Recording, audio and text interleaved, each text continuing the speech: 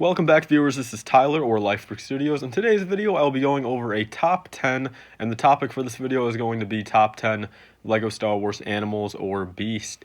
So these pretty much all account for all the kind of non-talking species, kind of the animals and the beasts of the Star Wars universe, such as like the Rancor, the Tauntaun, the Wampa, stuff like that. Pretty much all of those that aren't just pure species, as in like kind of human, like like a Wookiee and stuff like that, can still in a sense talk and move and has like a working brain and can walk around kind of. So like pretty much the actual animals of the universe, as kind of like what I mentioned. There are only about 11 or 12 of these that are actually made in Lego. The list I'm looking at right here is also counting some of the ones that were seen in the LEGO Star Wars video games, but of course I'm not going to count those since they've never actually been made in Lego. We don't know how exactly they would look, or the flexibility of them, how they would work in person. So these are pretty much just going over all the ones that have been in actual sets. So let's start off with number 10, guys. We have the Karelian Hound right here. This is a small little kind of dog-like animal, maybe like a wolf, and pretty much just uses a single unique mold, and it's only found in set number 75209, the Han Solo's Land Speeder, and you get two of them in there. It's a pretty cool little thing right here. I know the Han Solo movie was not the most sought-after movie, but it's pretty accurate to what it is. It's pretty size accurate as well. It's cool how they actually went through the trouble of making a new mold. I wouldn't doubt that they might maybe reuse this mold for something else in the end. It came in one set. I mean, are we ever going to see the actual Karelian Hound again? I don't think so. I don't think there's really a point. Again, the Solo movie's pretty much done. Maybe in a future set, like 5 years down the line, depending on what like spin-off movies they do and what Disney Plus shows they do, maybe we might see it again. But pretty much just for kind of the irrelevant, just for kind of being irrelevant and only seen one time. That's kind of why it's at number 10. Moving on to number 9, guys, we have the Porg, and the little Porg I'm talking about, the little, I think like 6-piece Porg. This comes out in a couple sets, of course, the Ahch-To Island Training, the Millennium Falcon, the UCS one, and the actual Porg set itself comes with the little one as well. It's pretty cool. I think they could have maybe done a unique mold for it. I really do think if they were to do like a little just one-piece mold, maybe two-piece, if they really had to put something else on there, I think it would have maybe been executed a little bit better. It's cute for what it is, I'm not going to lie, but again, I think if they were to, throw a unique mold on there, kind of like how they did for the Karelian Hound, I think it would have just kind of made the figure better. And especially when it first came out in the UCS Millennium Falcon, I mean, if you're paying that $700 premium price, they maybe could have figured out a way to make that unique. But maybe they had the intention, maybe they knew at the time that they were going to throw it in like 3-4 other sets. So they figured, is there really a point of making unique mold? I mean, just maybe to save themselves in the end. But that's my number 9, guys. Moving on to number 8 has to be the Mynock. So, I mean, I really don't know much about this character. Let's see what set he came in. He came in the 75192 Millennium Falcon, a UCS one, I guess. So it's pretty much, it looks like it's a silicone-based bat, like parasites that chew on power cables, it says right here, kind of like a brief description. Cloud City, I guess, and Coronet City. Okay, so that's pretty much where they are. Not a lot was known about these characters, but at least from the pictures I'm looking at, these look pretty accurate. Again, I mean, obviously in the end you could say, again, the same thing for the Porg. They could make a one-piece kind of unique mold. But I think this one's a little bit different just because it is a little bit bigger of an animal and a little bit more unique. I mean, I get in the end how, the unique mold probably would have cost them 5 times as much as just using like these 20 different pieces. So I'll give them the benefit of the doubt on this one, and that's why it's number 8. Moving on to number 7, guys, has to be the Boga. This came out in the General Grievous's wheel chase back in 2005. I think the Boga is pretty cool. I think for the time, it was one of the better animals they did. But of course, now, being in 2019, it definitely hasn't aged well. When we have stuff like the Dewback and, stuff like that has so much printing and detail on it, I think Boga is definitely outdated. But I'm happy they at least made that, species in general and, that character in general.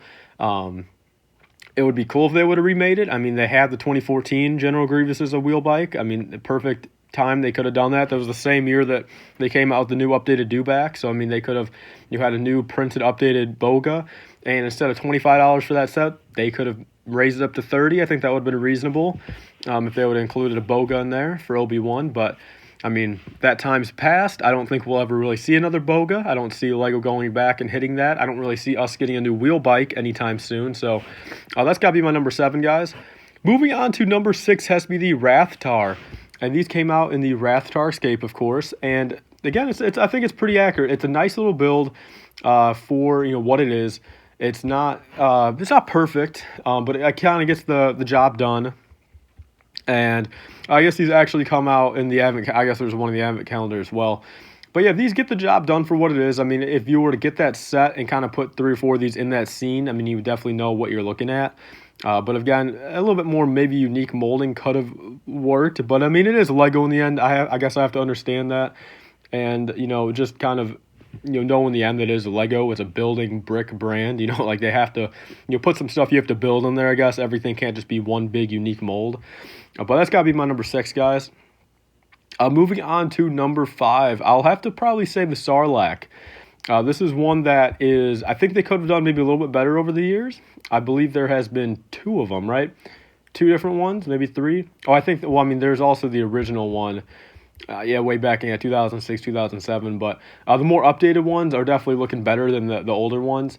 It's about honestly like a 50-piece thing. It's nice how you can fit a minifigure in there. I think it's pretty accurate. The colors they've done have been kind of iffy. I at least maybe wish on those 2 wedges, that actually enclose the figure, if they would have, made those a little bit more, detailed, maybe put some prints on there at least, just to kind of add a little something to it and add the kind of details of the Sarlacc, maybe add some teeth print, some actual just detail. But for what it is, I think the Sarlacc is definitely, one of the ones that, I'm not going to complain that it's, 30, different pieces. I think that's pretty much all they could have done, because I think, especially with something that big, if they were to make it just like 2 pieces, I think that would start getting into the point where maybe it wouldn't even look like Lego. So that's my number 5. Moving on to number 4, guys, I got to give it to the Wampa. And this is one that only came out in 1 set. And it is from, or actually, I guess it came out in 2 sets. Actually, no, 3 sets. It came out in the, okay, there we go. I was wrong. Yeah, it came out in the, pretty much a lot of the Hoth sets. I thought it only came out in the one in 2011, but I forgot it came out in the UCS one. And, so it's pretty good in the end. I mean, it's pretty accurate. But the one thing I got to give the Wampa, though, even though I like how it's all one big mold, it's kind of the size of a big fig.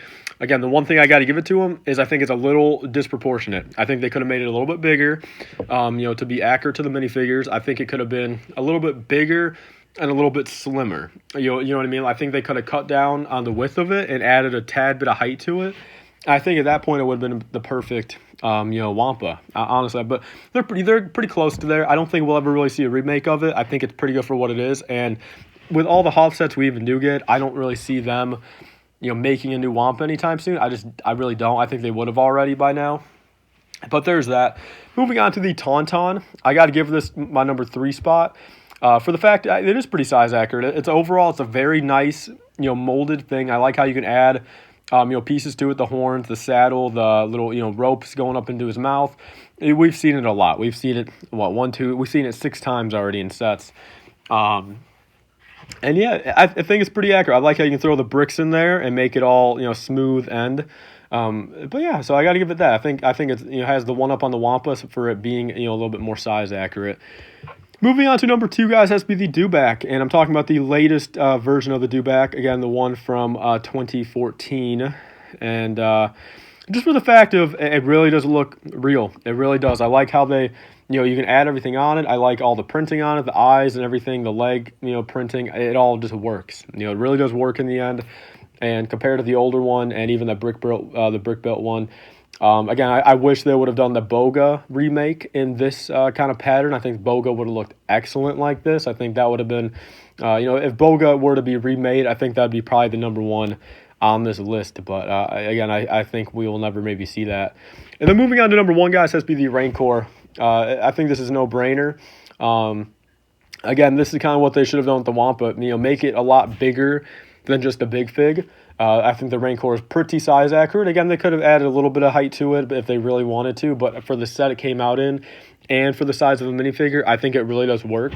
And, you know, again, you can add the chains to it. I like the color they did it in, the printing, and again, for being, you know, in the newer era of LEGO Star Wars, I think they just really made it work, and that's why I got to give it my #1 spot, guys. So, again, if there's something I missed, again, there's only like 2 or 3 of them that you know, I didn't even touch on. You know, the Cadu from the Gungans, the Lego Beast from Jakku. I mean, I just don't think those are anything worth being on this list. The Cadu just does not really look anything like it should. There's no printing on it. It's one of the first, you know, animals for LEGO Star Wars, but other than that, though, guys, leave your comments down below and your thoughts on my list, and make your list down below as well. Let me know what you think your top couple are. And stay tuned for next video, guys. I want to thank you guys all for watching. Please like, comment, and subscribe. Stay tuned for more. See you guys later. 5% off on your next LEGO purchase. Be sure to use code LIFEBRICK. That's capital L-I-F-E BRICK at republicbricks.com for 5% off your next order. We'll pretty much pay for your shipping or get you a couple dollars off. They sell old LEGO minifigures, sets, mystery boxes, and more. I've got a couple of videos on my channel showing the products, so be sure to use code LIFEBRICK on your next order for 5%.